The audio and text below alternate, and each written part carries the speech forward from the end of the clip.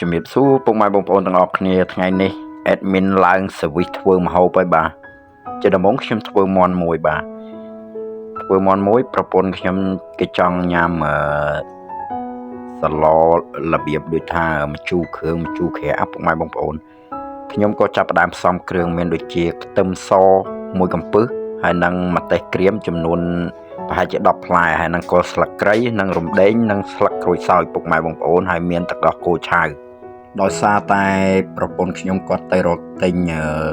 ទឹកខ្ទិះដូងពុកម៉ែបងប្អូននៅផ្សារដោយសារតែនៅផ្សារអត់មានគាត់ដាច់ស្តុបអញ្ចឹងហើយទៅខ្ញុំប្រើទឹកដោះគោឆៅពុកម៉ែបងប្អូនឥឡូវនេះចូលមកដល់ខាងស្លម្ដងពុកម៉ែបងប្អូនចាប់ផ្ដើមស្លហើយយើងដាក់ឆ្នាំងឲ្យក្តៅហើយយើងចាប់ផ្ដើមចាក់ប្រេងសណ្ដែកចូលពុកម៉ែបងប្អូនទុកមួយសន្ទុះឲ្យក្តៅឆ្នាំងសិនដល់ពេលក្តៅហើយយើងចាប់ផ្ដើមកូរខ្ទឹមក្រហមអធិស្ឋានកូរខ្ទឹម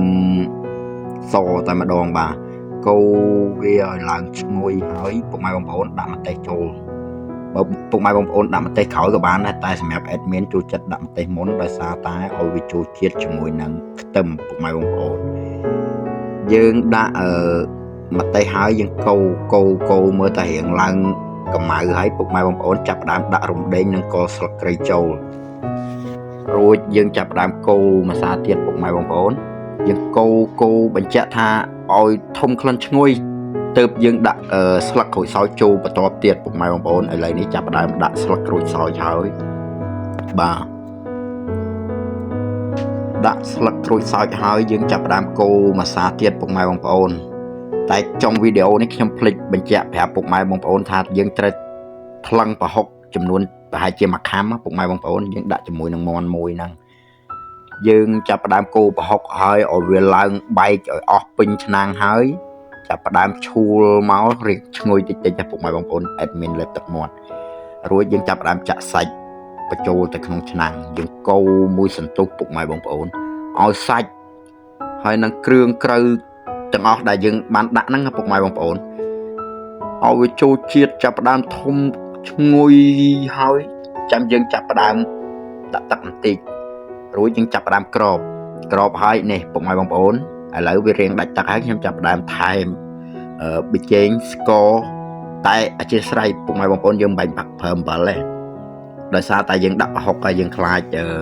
យើងដាក់អំបិលទៀតទៅវាទៅជាប្រៃជ្រុលអញ្ចឹងណាពុកម៉ែបងប្អូនរួចរាល់ហើយយើងនឹងកូរវាកូរត្រឡប់ត្រឡិនទៅមកពុកម៉ែបងប្អូនកូរត្រឡប់ត្រឡិនហើយយើងចាប់ផ្ដើមដូចថាយើងភ្លុកបន្តិចទៅល្មមអត់អញ្ចឹងហើយបើល្មមហើយយើងចាប់ផ្ដើមចាក់ទឹកដោះគោឆៅចូលពុកម៉ែបងប្អូនធ្វើតាម admin ទៅបើសិនជាគ្រឿងក្លែមវិញពុកម៉ែបងប្អូនមិនដឹងជាយ៉ាងណាទេស្រវឹងខ្ញុំជឿថាពុកម៉ែបងប្អូនស្រវឹងតែម្ដងបាទឥឡូវនេះ